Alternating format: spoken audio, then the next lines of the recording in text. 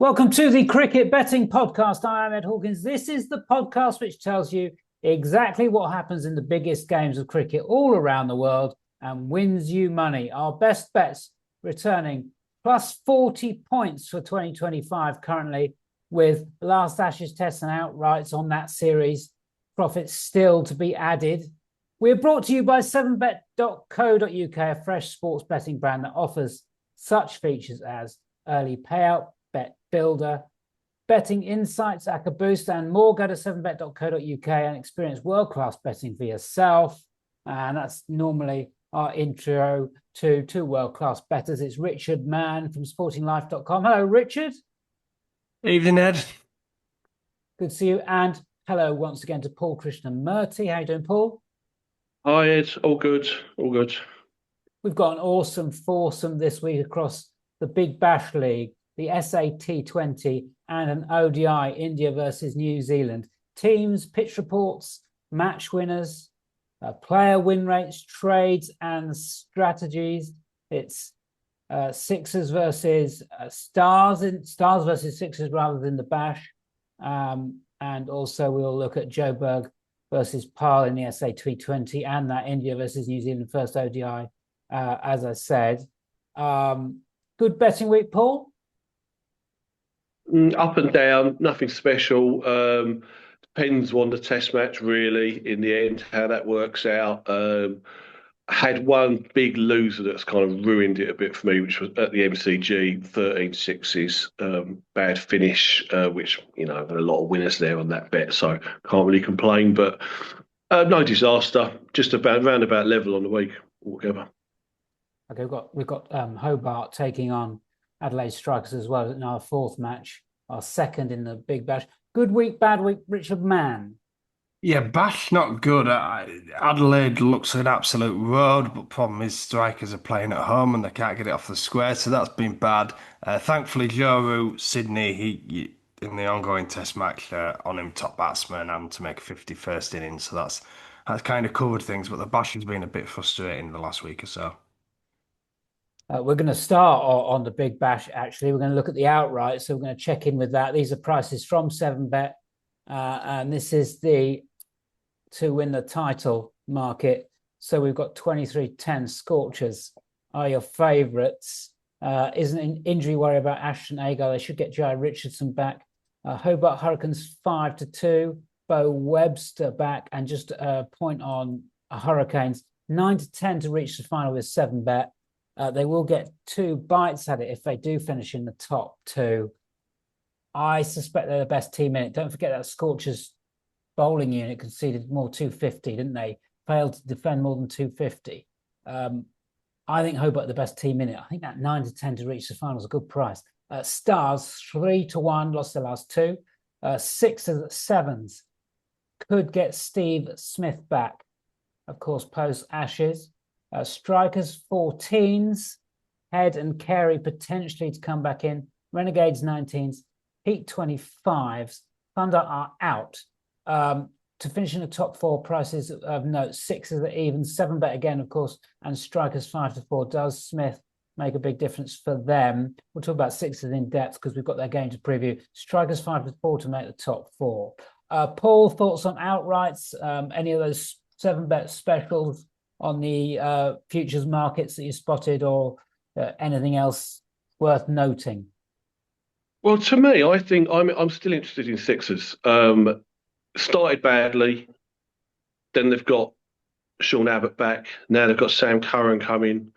Soon to have Smith back. Could have Mitchell Stark in the if they get in the last four. Pure pedigree, and they're on 6 points and they're playing Stars in the next game. I mean, it's close enough, right? The top four race is still close enough. Hobart do look the team, definitely. So I would look at 7-1 sixes to win it. And I like Hobart Sixers final at 10-1. Is that 7bet as well, Paul? Yeah, 7bet. Okay, 10-1 spot from Paul on the outright 7bet. Richard Mann, anything from you? Yeah, I agree with you, Ed. Hobart look the best team to me, best all-round team. I completely concur. Look, I was with the Scorchers at the start at 5-1 and the 5-2 now. I think they'll finish top two, so I'm certainly happy with that slip. But I think if I could start again, I probably would lean towards her. But top tournament batsman market, very interesting. Just because Sam Harper looks to be away and gone, but I don't think he is at all. He's never been the most consistent, made that brilliant 100 early in the tournament, but I could see someone catching him. And look, with Hobart in mind, Ben McDermott, 14 to 1, being batting number 3, 14 to 1 with 7 bet. He's 50 odd away, but he makes big scores. McDermott is the type who could peel off 100 and a 70 somewhere. That's what you need to come from behind from this sort of position. So he's dead interesting for me, as are Hobart, who look the team to beat. Right, well, I've got a point on Matt Short, top tourney bet actually, Rich, 12 to 1, played 6 games, got a game in hand on Harper, only 63 behind, and such a consistent run maker. We'll talk about him later. Just so reliable in terms of getting runs. And maybe strikers might be bolstered to squeeze into that top 4 with the Head Carey duo coming back, potentially to give them extra games as well. So I think that might be a price, 12 to 1, 7 bet Matt Short. Right, let's get some games on. It is Stars versus Sixers, 8:15 Thursday from the G. Stars 4 to 5 Unibet. Stars, Sixers evens with 7 bet and 3 to 4 Stars with 7 bet. Possible 11s for you.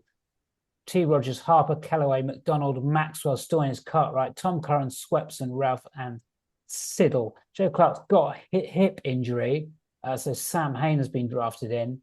The Sixes, Hughes, Babar, Philippe, Enriques, Silk, Sam Curran. Could well bat at number 4, Curran, but we've got him down there at 6. Edwards, Davies, Kerr, Dwarshuis, Abbott. It's crazy depth. They might want to get Jafar Chauhan involved somehow to boost spin bowling. Stars had a little bit of a problem against Gurinder Sandhu last time out. MCG last 10 and last 30 numbers for you. Average batting first, 157/161. 7 of those last 10 won by the side batting second. 9.7 average sixes in the last 10, and that is 8.5 in the last 30. Sixers have won 3 of the last 4. Stars have lost 2 in a row, both defending, interestingly, when their 4 wins had come chasing. Is that a possible weakness? Richard, we talked about Sixers already. They should be doing better, but the depth is just absolutely bonkers here, isn't it? Yeah, well, the bat deep was a really good finish to that run chase against Brisbane Heat because they've got players down the order. But what would worry me is the top 4. Enrique striking at 107 this year, Babar striking at 111, Hughes not flying. I think they're really missing James Vincent. Out of the top 4, it's all on Josh Felipe. To me, the better players are down the order. I agree with you. I'd back Core and 4, but I don't think they will. So I think there are reasons to be negative about them. Sean Abbott coming back to full fitness, so that's a massive boost. Yeah, I wonder how they get Steve Smith in this side. We might talk about Enriques later. That's a possible entry point for Steve Smith. Paul, we're at the G, so we've got to talk 6 appeal. We have. So it went down last week with 13. I just thought it was one of those things you had to write off as just a strange event. Some great shots to get the sixes. It only lost right at the death anyway. But the long-term stats here are unarguable. 31 matches. The last 31 Big Bash matches, 25 were 10 or fewer sixes, 23 were 9 or fewer, and 18 out of 31, so over half, were 8 or fewer. Right, and the line here is 11.5, and not all the firms are out. We might even get 12.5 like we did the other day. It's possible, but that's just a no-brainer. It's a confident underspec. Rich, let's go for a match win. I'll put my neck on the line. I say Sixers win this in the chase. That bias for the chaser holds up over the last 30, by the way, at 60%. But Richard, what do you think? Yeah, I'll go Stars, actually. I've been quietly impressed with them this season. I'm not sure they're quite the finished article, but I think they're getting there. Paul, anything on the match odds for you? I think Sixers are good value, 6 to 5. Look, Recency bias is a massive thing. Start of the tournament, Stars were the outsiders of the lot. They started great. They've lost the last two. I don't see Sixers on the other end are like the ultimate pedigree team. As I say, there's good reason to think they'll improve. They are improving. They're going to get the results have got better. Sam Curran's back. And I don't see them as 6-5 outsiders at all. I think that's a good value bet, especially if they're chasing. They've always been a good chasing side. They sure have. Any more nuggets on this game before we move to tops, Richard and then Paul? Yeah, well, Paul's mentioned this is a wordy. Paul's mentioned sixes. Now, Sixers under 5.5 was up yesterday and has gone. Now, if that comes back up, I think that's a market to be interested in. Sydney Sixers under 5.5 max sixes, because even if they win, they're not a six-hitting team. Bye-bye, Enrique's like to hit the ball along the ground. But I like Stars to hit the most sixes at evens, regardless of the match result. So it's 24-16 in the last 5 meetings between the two sides in sixes in Stars' favour. It's 27-24 this season in all the games as well in the Stars' favour, and that's an even money shot. I just think if you want to get with Stars, I think this is probably the way to get with them at even money. I think they've just got more big boy power, if you like. And Maxwell's not even come to the party yet either. He's at a terrible time of it. But if he bats for 5 overs, I mean, that should be job done. The other one I do want to mention, a bit of a quirky one. This Kellaway for Melbourne Stars looks a real find. I'm sure he'll be playing for Australia before too long. But he's a terrible runner. I've been watching a lot of the games. He just hits a good shot and he is gone. And there's been a couple of occasions where he's basically got away with it by a stride. The non-striker sent him back and he's been able to get back. He hit one out to the deep the other day and he just called 2 immediately. Straight to the man, never 2. And he's turned and he's run and he's got sent back. Now, I've been looking at next method of dismissal because you've got to factor in both ends. And it's going off sort of 16, 17, 18, 20 to 1. So it's hard to think we can make it pay long term. But I think I don't know, particularly if the field's up and he's batting in the power play and, there's a lot of fielders on the ring who could run him out for a daft single. I could definitely see him getting run out in the next few weeks.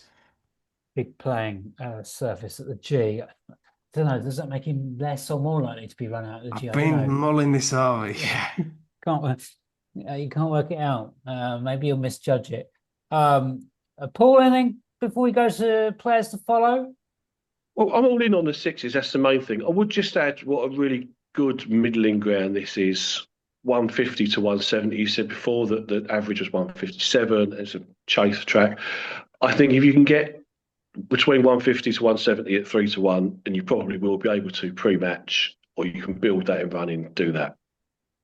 All right, tops markets, players to follow. Maxwell for Stars and Enriquez and Jordan Silk, both in the win zone on top bat market. Maxwell 9-2 Star Sports. Asterisk by his name though, because he's in this funk. And we do know Maxwell has said consistently, once he gets into one of these patches, he doesn't quite know how to get out of it. And it really plays on his mind. Silk's 11-1 with Bet Victor, Unibet, 7bet, Sky Bet. Just a point about Hayden Kerr at 60-1, batting down the order. Possible one for a promotion at some stage. It's just no ways he should be batting sort of 8-9s. It's just way better than that. It's a proper all-rounder. Abbott 7-2 Boyle Sports top sixers bowler, 37% win rate. One of the most reliable in it. Richard, Enrique's you think's gone at the game. We've had a VIP winner on him, on his under his performance quote. But one's to like and one's to not like. Well, Abbott's back, isn't he? And I think he lost out on a tie at the weekend, didn't he? He's back and with a run under his belt. He's always the man to beat, top sixers bowler. Thing with Enrique's, I don't think he's a player he was. But him and Baba are interesting because they're queuing up lots of balls. But that doesn't mean to say they can't win the top batsman market. Enrique's could get 40 or 40 and win the thing. People call it a bad innings, but it's a winner in the book. So I wouldn't put you off in respect to that. Paul? Okay, so a few here. Absolutely, Sean Abbott. We've discussed many times. He's a consistent long-term winner, especially in this competition. 7-2 is just the wrong price. I think if you take the tie out of it, because it obviously depends what firm you're betting with, last 8 starts in this tournament, you would have made over 100% profit, about 115% profit at these odds. I would look at him for man of the match as well, 14-1, because he's no mug with a bat. And I would also definitely look at Sam Curran at 12-1, man of the match. And finally, well, actually, you mentioned Jordan Silk. I mean, he hasn't done anything this season, but 11-1 is big, definitely, especially with the top all struggling. Finally, 9-2, Sam Harper. That's just wrong, isn't it, given the form he's in? For an opener. 9-2, but any opener's a big price. And he's won it twice really this season.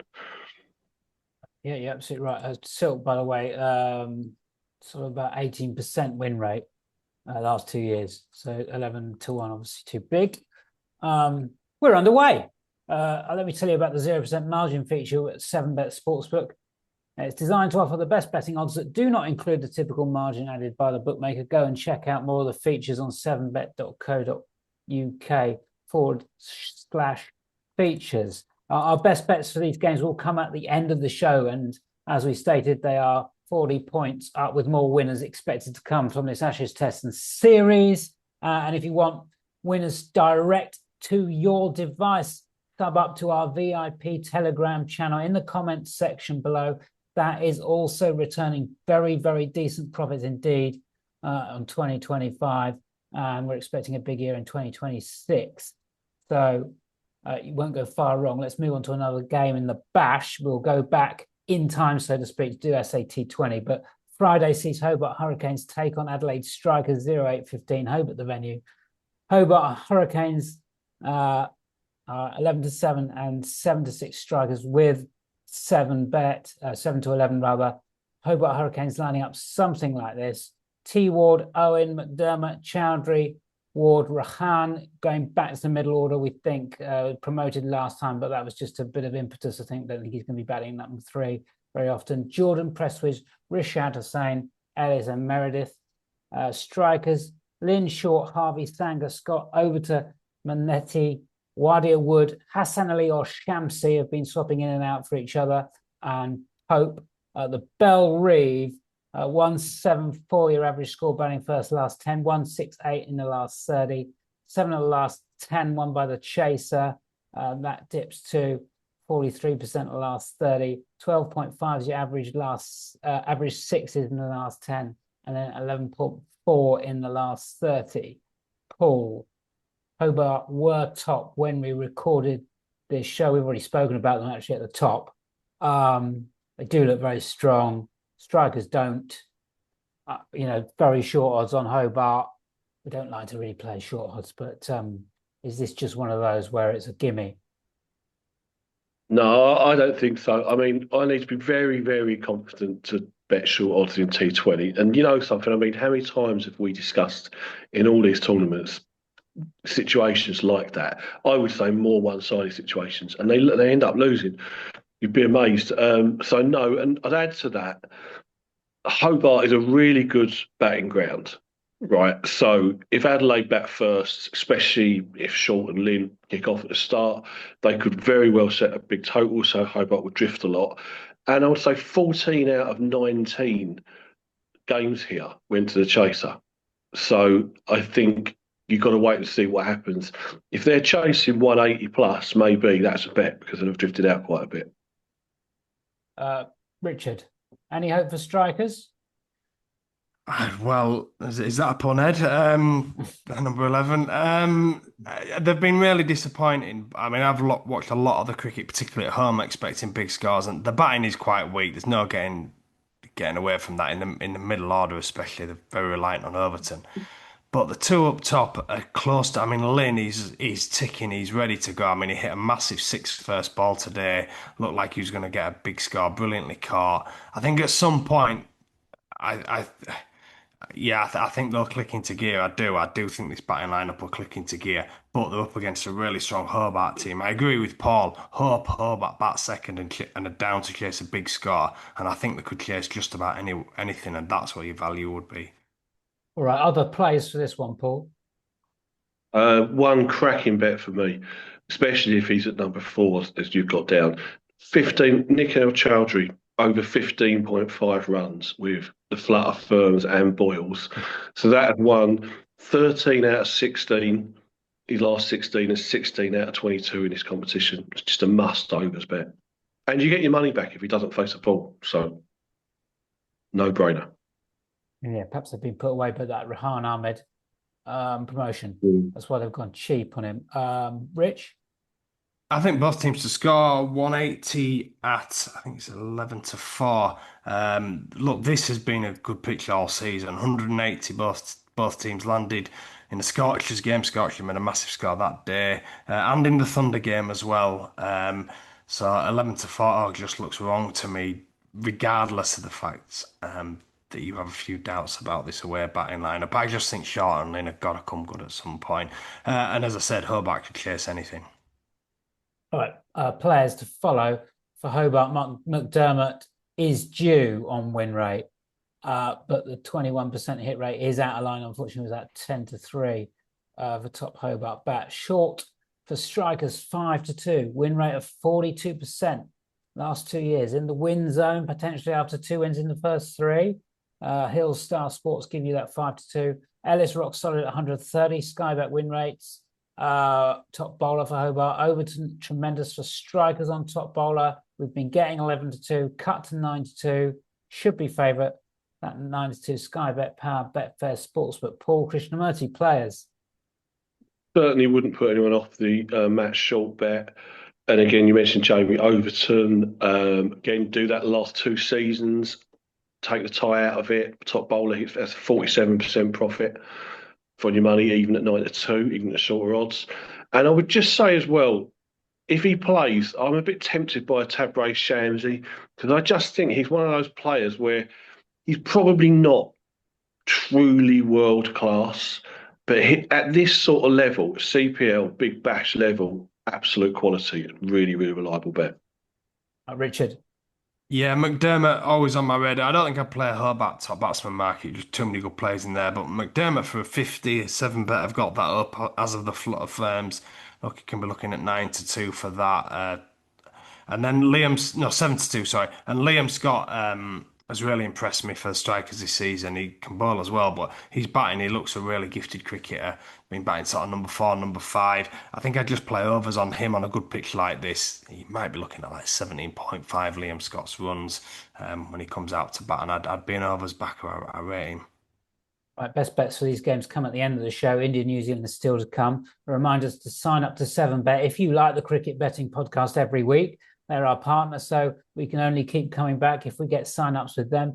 Don't forget to sub up to that VIP Telegram channel in the comments below. And also check out crickstats.ai and use the code POD25 for a discount there to get all access to the best cricket betting data. It really will blow your mind what you can uncover there, trends, stats, and will really assist your betting. We're going to nip over to the SA20. As I said, we will go back in time. It is Thursday. Joburg Super Kings versus Paarl Royals, 15:30. It's from the Wanderers. 4-6 Joburg Super Kings, 13-12 Paarl Royals with 7Bet. Possible 11s for you. We'll start with Joburg. Vince, Duplessis, Forrester, De Villiers, Ranjani, Mulder, Akil Hussain, one of our favourite players, Sir Brian Berger and Richard Gleeson. Reece Topley is in this squad, but not getting in at the moment. Paarl Pretorius, Asa Tribe, Ruben Herman, Carl Verien, Miller, Sikandar Riser, Potgaita, Mujib, Makoina, Fortune, and Bartman. Lawrence and Tom Rue potentially available for Paarl. Now ILT20 is done. Wanderers average scores last 10 and last 30, batting first 156 and 158. 6 of the last 10, one by the side batting first, but it's 50-50. Toss split on the last 30. Last 10 with your 6s, the average is 13 and 12 in the last 30. Joburg have won 3 from 5 so far this season. Paarl 3 from 4. Joburg beaten as we record by Mumbai Indians Cape Town. That's Tuesday night. Only 3 wins in this SAT20 from DSG, Pretoria, and the aforementioned Mumbai is Cape Town. Paul. Paarl, bit of a surprise package. What happens in this game? Very much surprise package. I wasn't that keen on Joburg either at the start. I won't lie, actually, it's been a tricky tournament again, not least because the conditions are so random, aren't they? You know, they really do switch from game to game depending on the overheads or the wind. I think the bet is right here. I still don't think Paarl are that good personally. I think that you get Pretorius early, you're going to have a chance of getting into them. Mujib at number 8 doesn't bode particularly well for the batting. I think Macarena, he's got potential, he's quick, but he's pretty expensive too. So I'm pretty much against them, whereas I think Joburg are improving for sure. Vince in now should be an improvement, but they're 4-6, so I think it's a wait and see really, and really wait and see the conditions more than anything else. Richard. I'd agree with everything Paul said. Joburg just looks stronger with a bat they did before the start of the season, but they certainly do now that James Vince has arrived. I thought they were a little bit unlucky on Tuesday in that rain-affected game against Mumbai Indians Cape Town. I mean, before the rain delay, they were on for a big score, weren't they? And then it was heavily reduced, and they still did okay. But I think if the rain hadn't have come and they'd have got 20 overs in, they'd have definitely made 200 plus. That was my feeling at the time anyway. I thought they were a bit unlucky, and I think they'll win here. Yeah, Paul, thoughts on those short and long-term numbers of runs at the Wanderers? There's potentially people think it's an absolute road, but those stats, 156 and 158 average scores last 10 and 30, don't back that up. Well, I think though what that represents again is just the changeability of conditions. Like this tournament is a really good tournament for backing extremes. You get a lot of 200s, and on this ground you've had a 243 and a 283. So really massive extremes. But then you get your 88 all outs like the other days. And I'm quite sure that in this tournament, if you were just betting the extreme, real extreme unders in every game, every season, you would have made money by now, for sure. Because they do land. That's Wanderers specifically. I think this is a bit of an example of a ground of how scores have gone up in T20 cricket recent years. Because if you look in the long term, it isn't all that. It's fairly average, really. But 7 out of the last 17 first innings were 200 plus. And you've got your 240 and your 280. So perhaps it's a bit better for batting than it was. But as I say, you know, let's see where the odds are. Let's see what the overheads are like, because you just never know out there. Rich, a nugget, or don't have to say anything? We can just go straight to the players to follow. Yeah, we've had so much rain, haven't we? Which backs up what Paul said. Ace Tribe, I mean, I will mention him in the tops, but I mean, his runs line 17.5, 51 and 34 in the last 2 knocks. Look, I'm a big Glamorgan fan. Big 100 for the England Lions just before this tournament. That looks wrong. That 17.5. I think he can clear that more than he doesn't. Also great to see a batsman wearing spectacles as well. That doesn't happen enough for me. Let's look at the tops markets and players to follow. Bartman, such a consistent follow on 2 wickets or more. 365 Betway offer that market. One for us on VIP. He's, of course, with Paarl. Nothing wrong following him for a top bar at 13 to 5, by the way, with 7 bet. Players are in the win zone for runs. Carl Verrian, 5 to 1 with 7 bet. I do want to talk about James Vince, who's opening the batting for Joburg. And long term, we know he's winning about 26, 27%, but big droughts in the 100 and ILT 20. If he's won more than once across those 2 tournaments, I'd be very surprised. He is absolutely way overdue, 16 to 5 with 7 bet. Potentially, he could have completely gone at the game. Just one spot from 7 bet, 14 to 1. Donovan Ferreira, top Joburg bowler, a underrated spin bowler, could pinch you a win on a competitive market. Rich, coming to you. You don't have to answer the Vince question if you don't want to, but keen for thoughts on that and anything else. Well, I mean, Brendan McCullum wouldn't agree, but Vincent playing county cricket anymore, is he? So you do wonder if he just lost that little bit of sharpness. He might be one of these players who does need to be playing regular.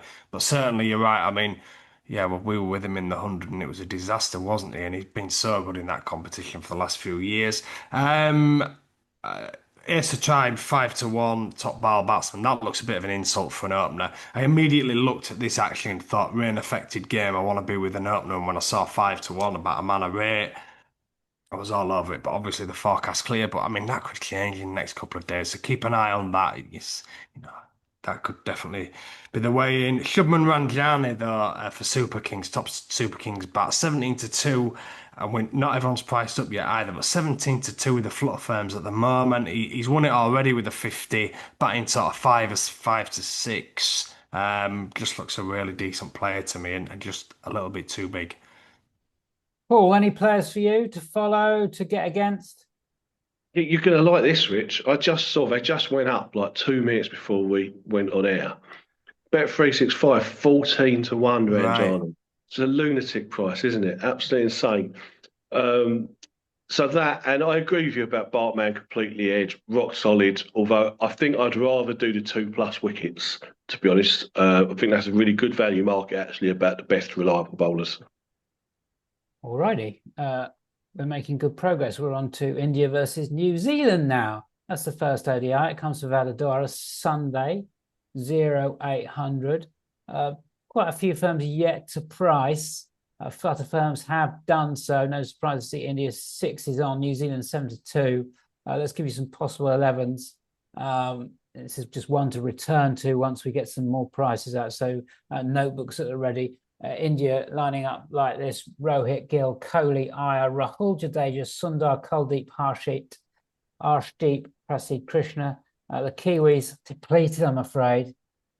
Conway, Young, Nichols, Mitchell, Phillips, Hay, Bracewell, Jameson, Folks, and we think they'll go with the right arm pacer Ray, who's had a test match experience under his belt, and then one of the two spinners, Ashok, who's the leggy, and Lennox, so left armour. So one of those two. India have won 5 of the last 6 at home in ODI. New Zealand have won just 3 in 13 in their history in ODI cricket away from home. No Rachin Ravindra, unfortunately. No Chapman either. No Williamson, of course, and no Matt Henry as well. So Kiwis far from a best 11. There is no international ground form to go on, unfortunately. I have dug out the data for you from the 6 domestic 50 over matches there in 24-25. Under 7.5 first innings runs would have won 4 from 6. And 4 of those games were won by the team batting first. Rich, any squeak for an understrength Kiwis here? No, disappointing. I was hoping they had a few of their very good seam attack here to make it competitive, but sadly not the case. This place, it's winter over there, and you get a lot of dew at night. So again, I was hoping maybe an opportunity to bat the Kiwis batting second, but they even look understrength with the bat. They're really understrength with the ball, but even with the bat, they're not as strong as they could be, which is a shame because I did fancy taking a chance on them batting second, but probably not now. Paul, it's a mismatch. How do we play? When I first saw those odds, I thought that's a bit of an insult to a good side, but they are massively understrength, so perhaps it is. But usual story. I mean, it doesn't bother me in the least if it's a mismatch. We can still bet on the runs, we can still bet on the sixes, on the player performances, all sorts of angles.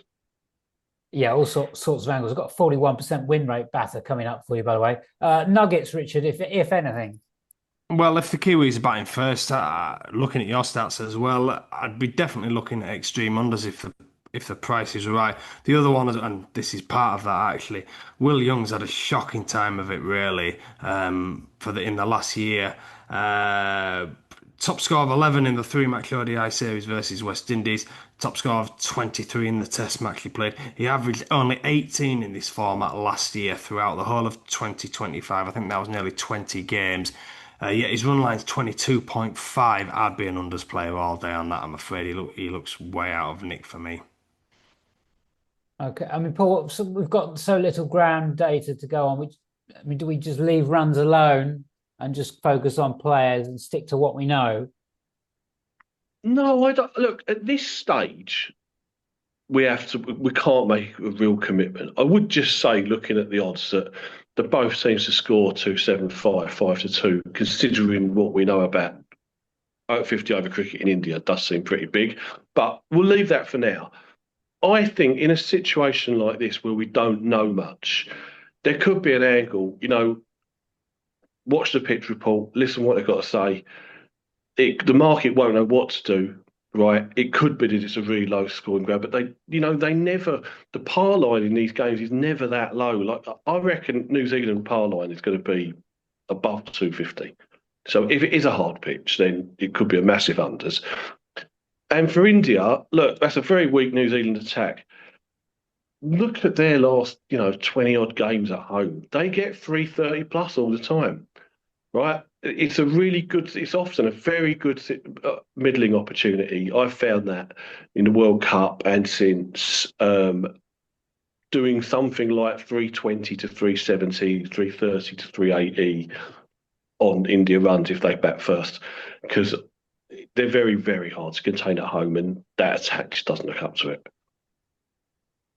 All right, let's move to strong trends on the tops markets with bat and ball. If you want to find out more about these top bat win rates, top bowler win rates, get over to crickstats.ai. You can search every player, every team, and work out who's been winning on last 10, last 30.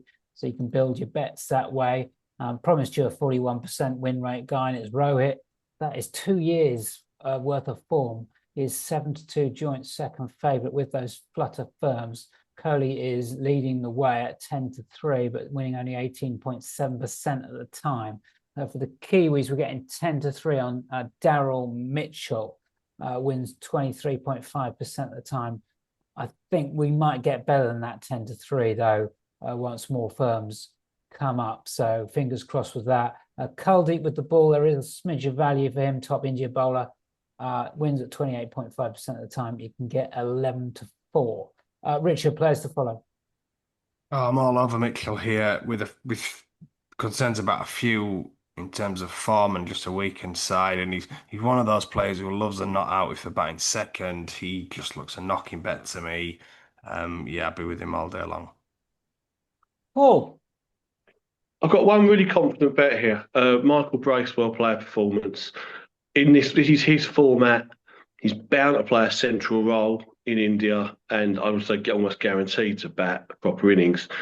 So it's 36.5 the line with the flutter firms. That has won on 15 out of 25 ODIs, but more importantly, in the subcontinent, it's won 10 out of 12. So I think that's a very confident bet. And I would just say 130 about Kohli's a fair bet. It's got to be a fair bet because he protects himself, and he's been in his last few games, he's playing great.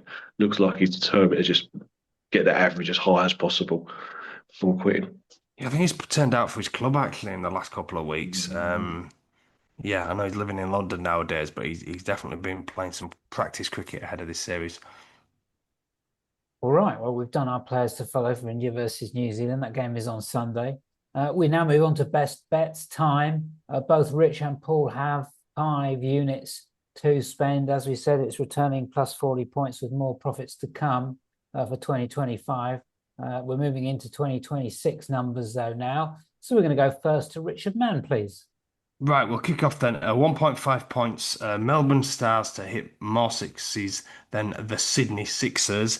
Evens, 1.5 points also. Under 22.5 Will Young runs in the ODI between India and New Zealand. In that same game, 1 point Daryl Mitchell, top New Zealand batsman.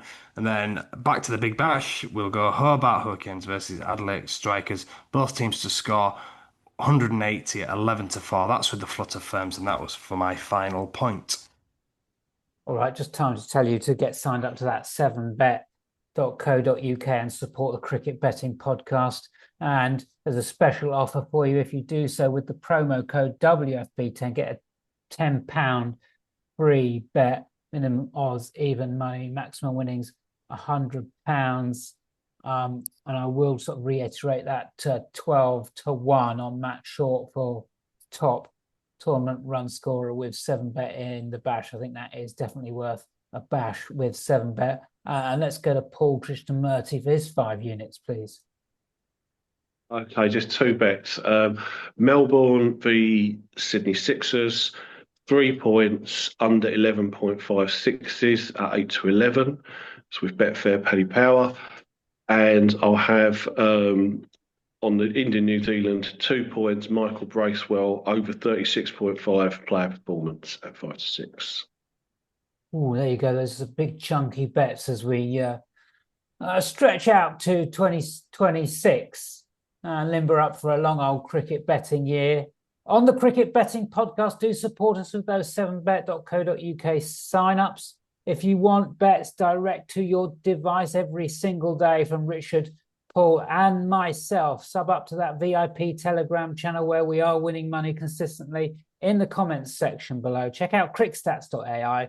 This has been the Cricket Betting Podcast. We will see you next time.